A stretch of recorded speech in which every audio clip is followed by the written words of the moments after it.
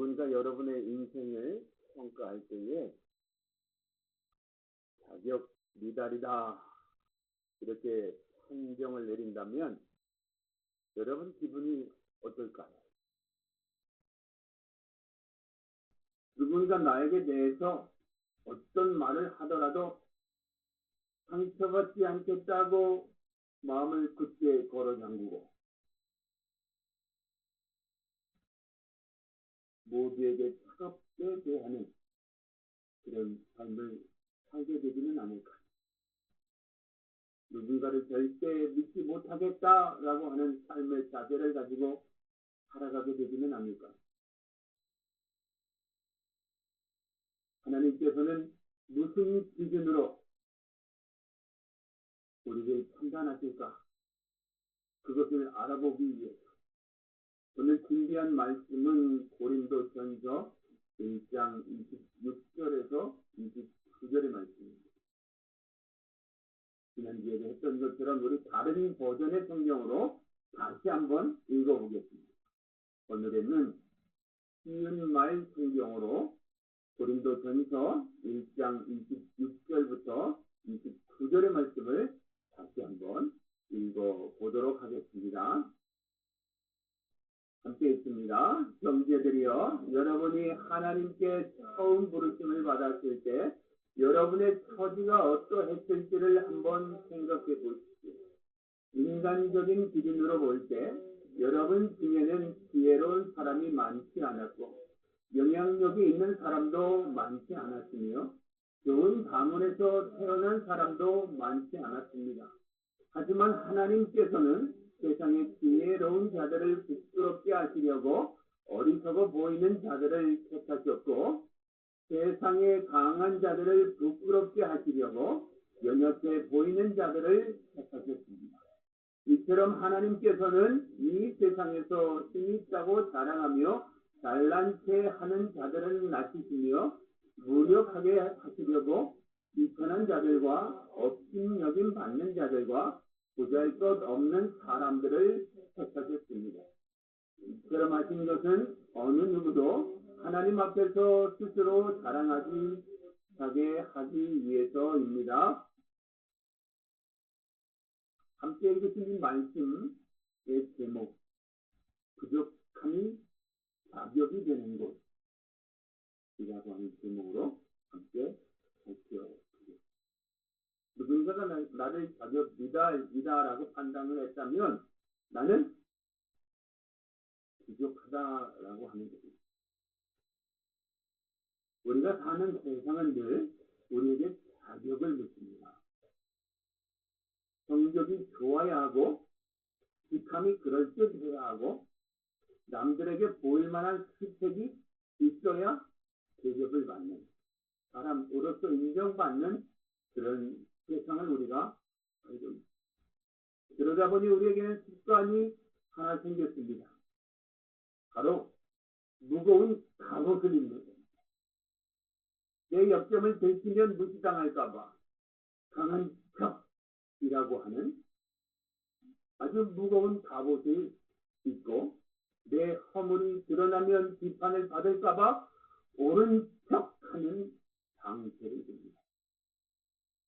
심지어 교회 안에서도 우리는 이 갑옷을 벗지 못한 채 서로의 갑옷이 부딪히는 소리로 끌어온 그럴 때가 참 많습니다. 바울이 편지를 보낸 고린도 교회, 그 교회가 그랬습니다.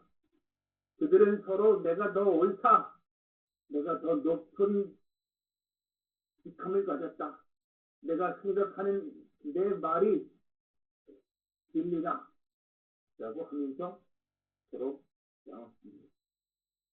그 갈등의 뿌리에는 나의 잘남이라고 하는 그것을 증명하려고 하는 욕망이 있었습니다. 나는 바울이 옳다고 생각해. 나는 아볼로가 더 옳다고 생각해. 아니야, 베드로가 맞아. 무슨 소리야. 그들은 다 예수 그리스도의 제자야. 그러니까 예수님의 말씀은 항상 옳은 거야. 자신이 옳다라고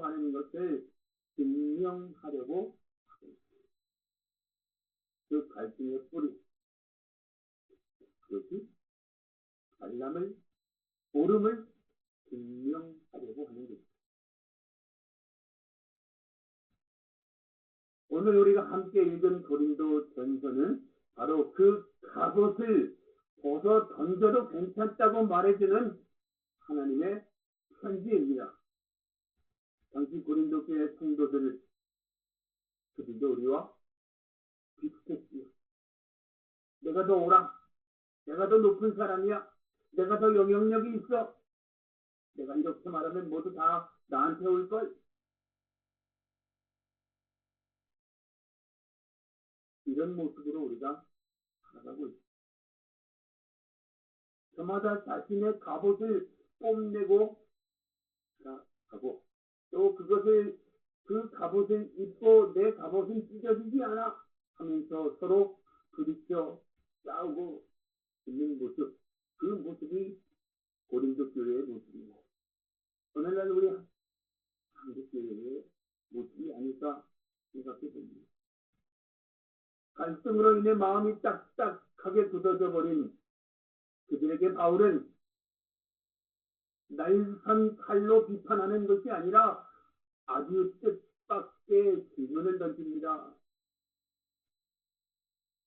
형제 여러분, 여러분이 처음에 하나님의 부르심을 받았을 때의 모습을 한번 떠올려 보십시오. 26절의 말씀입니다. 우리가 부르심을 받았을 때의 모습을 한번 떠올려 보시기 바랍니다. 내가 처음 하나님 앞에 부르심을 받고 예수님이 나의 구주이십니다 라고 고백하던 그 순간 하나님은 무엇 때문에 나를 부르셨을까요? 내 갑옷이 더 탄탄해서 그럴까요? 내 갑옷이 더 빛나기 때문에 나를 부르셨을까요? 무엇 때문에 하나님은 나를 선택하시고 하나님의 자녀가 되게 해주셨을까요? 그때 여러분 중에 잘난 사람이 얼마나 있었습니까?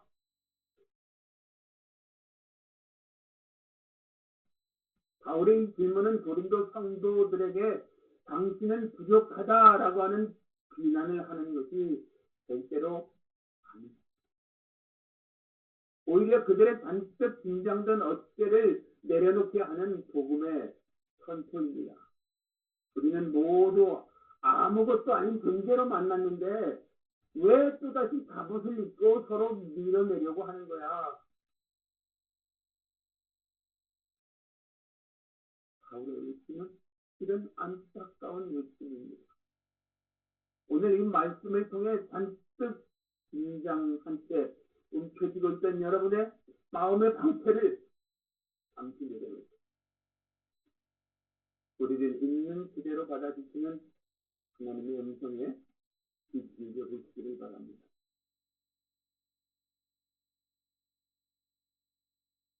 세상은 우리가 입은 갑옷을 보고 우리를 고용하거나 선택합니다.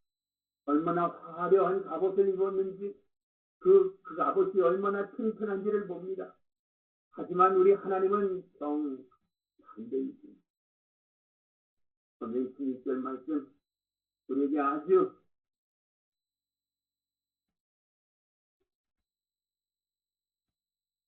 아픈 그러나 가장 위로가 되는 사실을 상기시켜 형제들아 너희를 부르신 부르심을 보라. 육체를 따라 지혜로운 자가 많지 아니하며 능한 자가 많지 아니하며 능벌 좋은 자가 많지 아니하더라. 자랑할 것이 없다 라고 말했습니다. 이 말씀은 너희는 원래 보잘것 없어 라고 비하하는 것이 아니지요. 나는 내가 입은 갑옷이 아니라 그 안에 떨고 있는 너를 사랑하는 거야. 그 갑옷 안에 떨고 있는 너를 선택한 거야. 라고 하나님이 바울을 통해서 우리에게 말씀하고 계시는 거예요. 하나님의 뜨거운 사랑은요. 세상이 우리를 보는 것처럼 우리의 갑옷을 보고 있지 않으시다는 것. 그 갑옷 안에 두려워 떨고 있는 우리를 하나님이 선택하셨다는 것. 사실 우리가 왜 그렇게 길을 쓰고 갑옷을 입으려고 합니까? 내 안에 알맹이가 너무 약하기 때문에 그래요. 내가 나 보기에도 너무 보잘것없는 존재이기 때문에 무시당하지 않기 위해서 사춘성이가 되는 거죠. 내 실수가 드러날까봐, 내 무능함이 팔로 날까봐, 내 부끄러운 과거가 알려질까봐 두렵기 때문에 내 밖에 튼튼한 갑옷을 입고 있습니다. 그래서 우리는 교회 안에서도 거룩한 척, 옳은 척, 그 갑옷을 껴입고 하나님 앞에서도 그 갑옷을 껴입은 채로 벗지 않고 있습니다.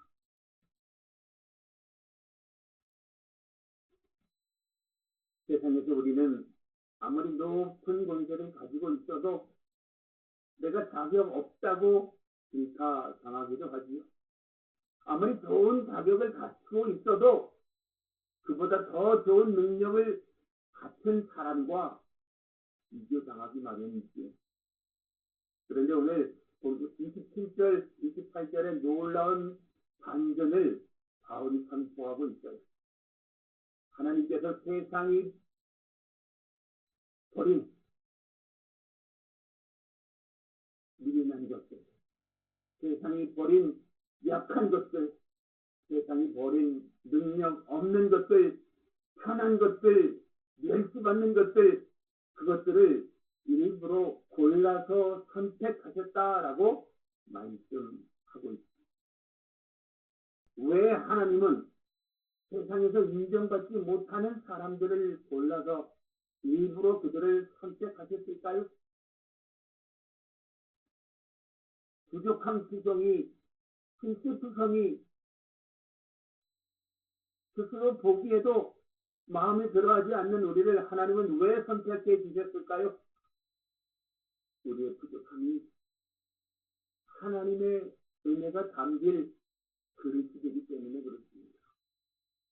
하나님께서는 우리의 갑옷이 아니라 우리의 부족함을 통해 일하시기를 원하고 계십니다. 너희의 약한 것이 하나님의 강함이다 라고 하는 말씀을 우리가 기억합니다. 우리의 부족함이 하나님의 넘침이 되게 하기 위해서 하나님은 우리를 선택하셨다라고 하는 말씀을 바울이 우리에게 들려주고 있습니다. 우리가 흔히 범하는 실수가 있습니다. 내가 이 정도는 되어야 하나님 앞에 쓰임받을 수 있겠지? 그런 생각입니다. 우리 교회가 이 정도는 깨끗하고 완벽해야 하나님이 기뻐하시겠지? 그렇게 믿는 거죠. 하지만 우리 모두가 기억해야 합니다. 하나님은 우리의 완벽함이 아니라 우리의 정직한 부족함을 통해서 일하신다는 것. 하나님 앞에 우리의 가장 중요한 것은 정직함입니다. 있는 모습 그대로 하나님 앞에 내놓는 것입니다. 그것을 통해서 하나님의 영광이 드러날 수 있기 때문에 그렇습니다. 오늘 우리 한국교회가 또 우리 교회가 겪고 있는 아픔, 그것을 정직하게 마주보고 있어야 하지요. 교회 안에 어떤 일이 벌어졌다, 또 어느 교회에 무슨 일이 생겼다, 어느 누가 이런 일을 했다라고 하면 우리가 가장 먼저 반응하는 것은 어떤 말이지요? 어떻게 그럴 수 있지? 어떻게 그렇게 할 수 있지? 아니, 뒷줄이 그렇게 되는데 그것밖에 못해? 이렇게 말하면서 공의의 갑옷을 입고 상대를 찌르기도 하고요. 또 어떤 목사님이 어떤 것을 했다라고 뉴스를 들으면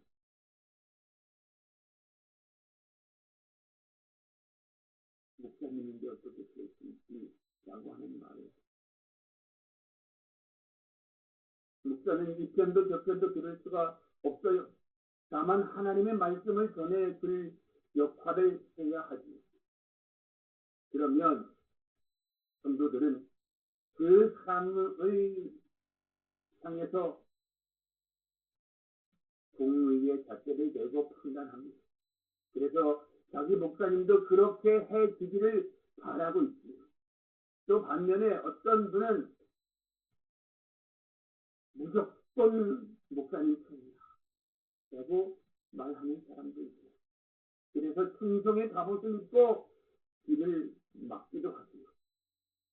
하지만 하나님께서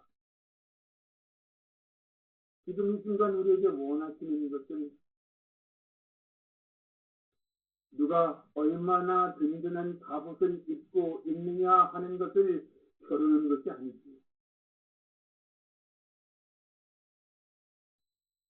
우리가 모두 잊지 말아야 할 사실, 우리는 모두 자격이 없어서 선택받은 사람들이다라고 하는 것입니다. 만약 우리가 완벽해서 이 자리에 있다면 우리는 서로의 허물을 결코 용납할 수 없을 것입니다. 용납해서도 안 될 것입니다. 그러나 하나님은 자기 역할 성격보다 이 포지션을 이용해서 자기 배만 채우는 죄성에도 불구하고 우리의 미련함에도 불구하고 우리를 부르셨습니다. 교회는 의인들의 모임이 아니라 죄임을 깨달은 사람들의 피난처라고 하는 것입니다. 하나님은 지금 우리 모두의 갑옷이 벗겨지기를 기다리고 계십니다. 우리 모두가 스스로 자신이 입은 공의의 갑옷, 충성의 갑옷, 이 뭐 어떤 종류의 갑옷이든 그 갑옷을 벗어놓고 하나님 앞에 참된 모습으로 하나님 앞에 나오기를 기다리고 계신다 하는 것입니다. 주님, 저는 이만큼 옳아요. 이러해서 내 의견은 옳습니다. 이렇게 주장하는 그 말을 기다리고 계시는 것이 아니라 주님, 저는 너무나 연약한 죄인입니다. 나 같은 사람도 선택해 주시고 사랑해 주셔서 감사합니다. 우리 공동체를 위해서 내가 할 수 있는 것을 할 수 있게 해주십시오. 그렇게 연약한 자신의 참 모습을 드러내는 사람, 그들의 눈물을 하나님은 기다리고 계신다라고 하는 것입니다. 29절 말씀을 보겠습니다. 이는 아무 육체도 하나님 앞에서 자랑하지 못하게 하려 하십니다. 이는 아무 육체도 하나님 앞에서 자랑하지 못하게 하려 하십니다. 공동체의 갈등은 특정 인물을 과도하게 신뢰하거나 특정 인물에 대해 잘못에 대해서 몰입하거나 그렇게 해서 우리 공동체의 주인이신 우리 교회의 주인이신 하나님을 놓치기 때문입니다. 지난주에도 말씀드렸던 것처럼 하나님 중심이 아니라 어떤 사람이 중심이 되고 어떤 사람이 더 중요하게 되는 그 중심의 이동이 갈등을 만들어내게 되는 것입니다. 결과적으로 하나님을 놓쳤다라고 하는 것입니다. 내 것이 더 옳다고 자랑하고 있기 때문에 하나님을 놓치게 됩니다. 내 판단이 더 중요하다고 정확하다고 증명하고 싶기 때문에 하나님을 놓치게 됩니다. 하지만 십자가 앞에서 자랑할 수 있는 육체는 아무도 없습니다. 하나님께서 세상에 미련한 우리를 부르신 이유는 우리가 잘나서가 아니라고 말씀하셨어요. 오직 하나님의 은혜 안에서만 자랑하게 하려고 우리를 부르셨다는 것이죠. 아무 육체도 하나님 앞에서 자랑하지 못하게 하려 하십니다. 그럼 우리가 자랑하고 싶은 것은 무엇을 자랑해야 할까요?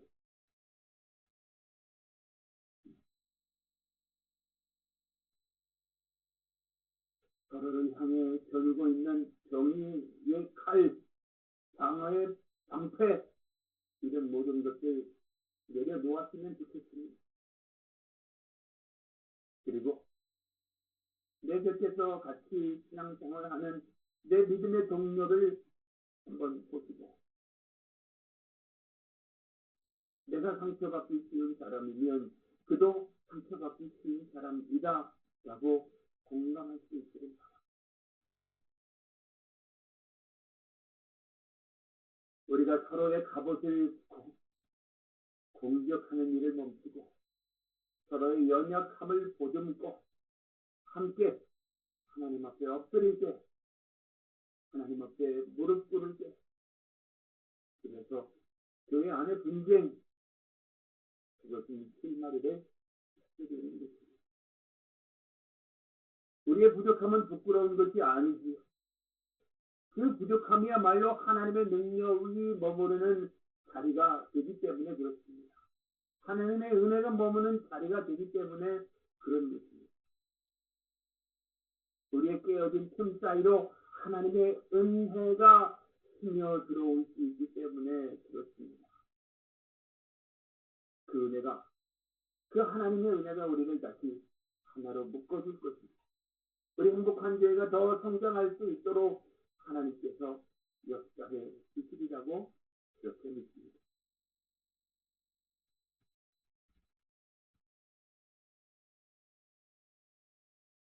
우리가 갑옷을 내려놓고 연약한 그 모습 그대로, 진실한 내 모습 그대로 하나님 앞에 서기를 했다면 이제 구체적인 질문을 자신에게 던져야 합니다.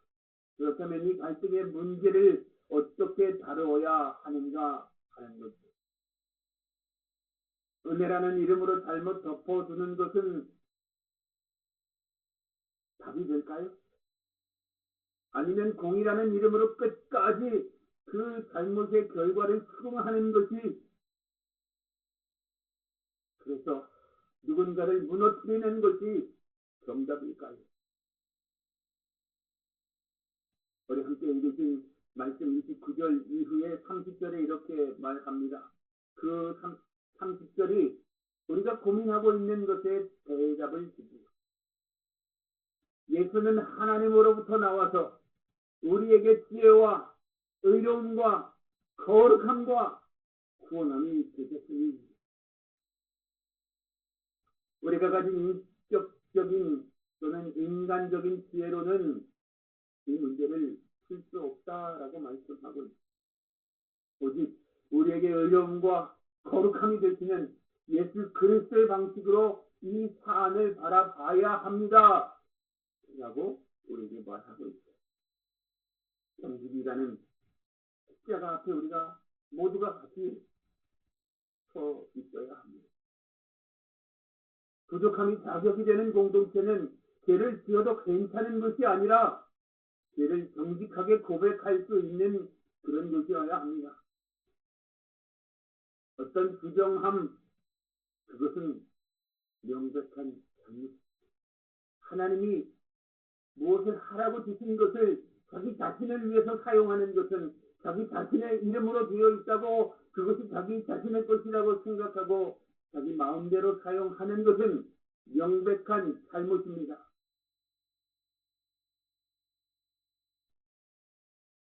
하나님의 죄니까 덮어야 돼 라고 생각하는 것도 하나님의 거룩함을 가리는 그런 말이 될 수 있습니다. 사랑이 아니라 방종하는 것이 되겠지. 참된 사랑은 잘못을 범한 형제가 하나님 앞에 바로 설 수 있도록 정직한 세계의 지혜를 주는 것입니다.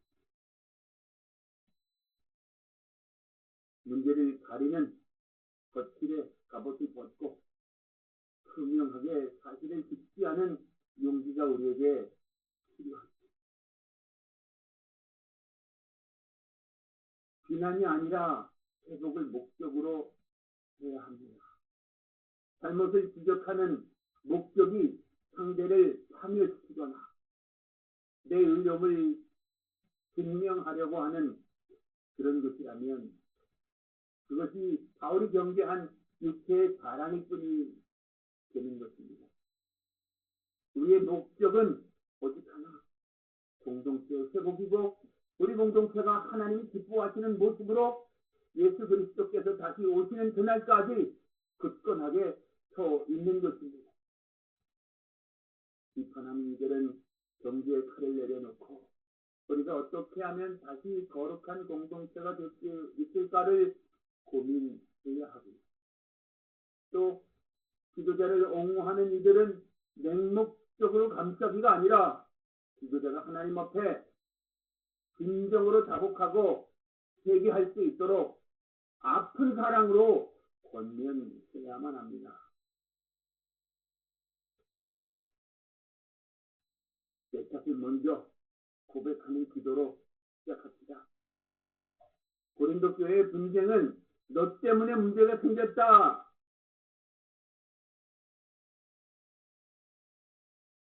그런 화살표에서 시작했습니다. 하지만 바울은 너희의 부르심을 보라고 말하지요. 너 자신을 보라고 이야기해요. 그 화살표를 자기 자신에게 돌리라고 그렇게 말하고 있습니다. 세계의 문제, 또 어떤 분쟁의 문제, 분열의 아픔이 단지 한 사람의 잘못일까 하는 것입니다. 혹시 우리가 그동안 우리 분쟁의 원인이 되었던 것보다 하나님을 더 신뢰하지 못했던 결과는 아닐까? 혹은 우리 서로가 서로를 향한 무관심과 감시 없는 방임, 그것으로 형제를 시험 들게 한 것은 아닐까? 우리 모두가 다시 한번 우리 자신을 생각해 볼 수 있기를 바랍니다. 상대방을 설득하려 하거나 비난하는 말, 그런 것을 멈추어야 분쟁이 사라질 수 있고 교회가 회복할 수 있는 시작이 될 수 있습니다. 골방에서 하나님 앞에 드리는 기도가 우리에게 절실하지요. 우리 각자가 내 갑옷을 벗습니다. 주님, 내 교만을 용서하시고 우리 교회가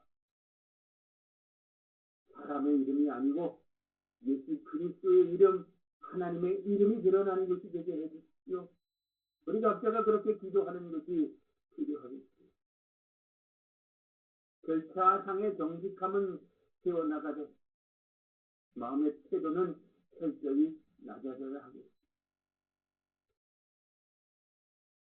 이것이 세상이 감당할 수 없는 미련해 보이지만 가장 강력한 십자가의 기회입니다. 부족함이 자격이 되는 이곳에서 우리가 자랑할 것은 오직 하나밖에 없지. 이토록 자격 없는 나를 끝까지 포기하지 않으시는 하나님의 사랑입니다. 하나님의 사랑 때문에 우리는 지금 여기까지 올 수 있었습니다.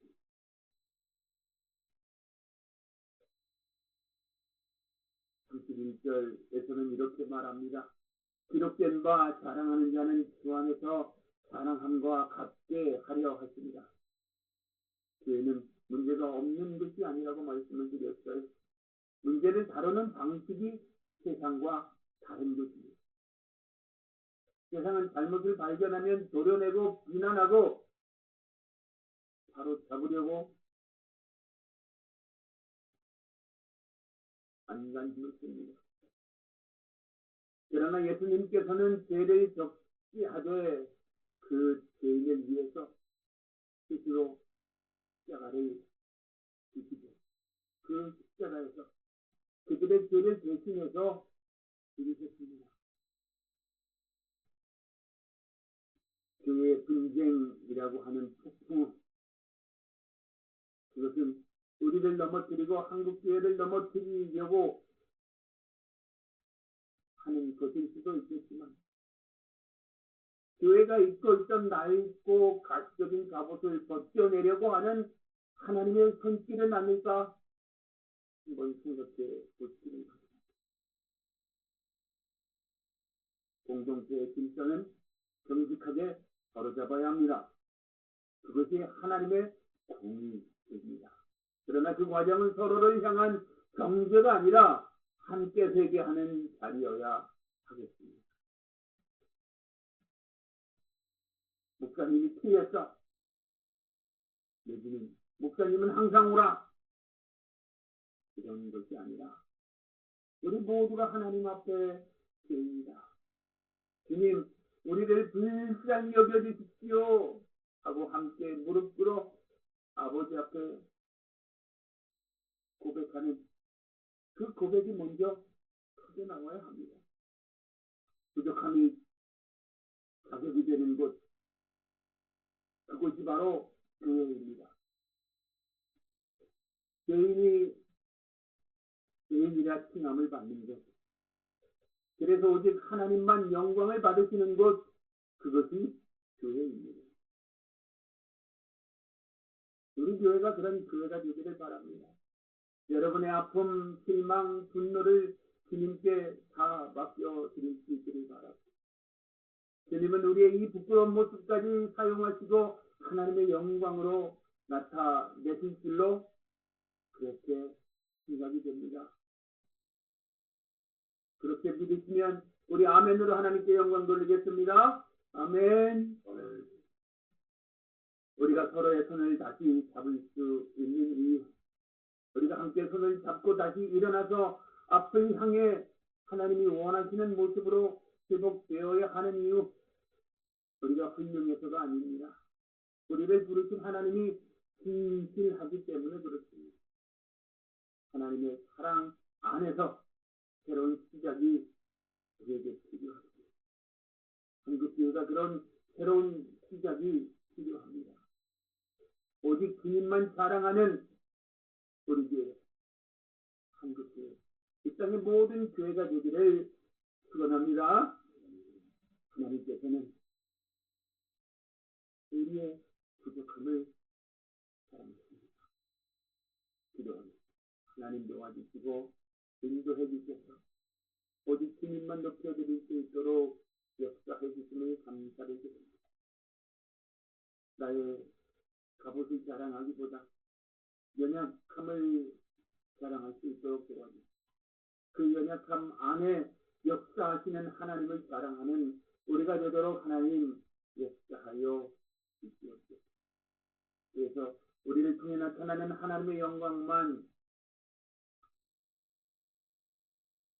우리 모두가 볼 수 있도록 하나님 역사해 주시기를 간절히 바라고 구주 예수님의 이름으로 감사하며 기도하옵나이다.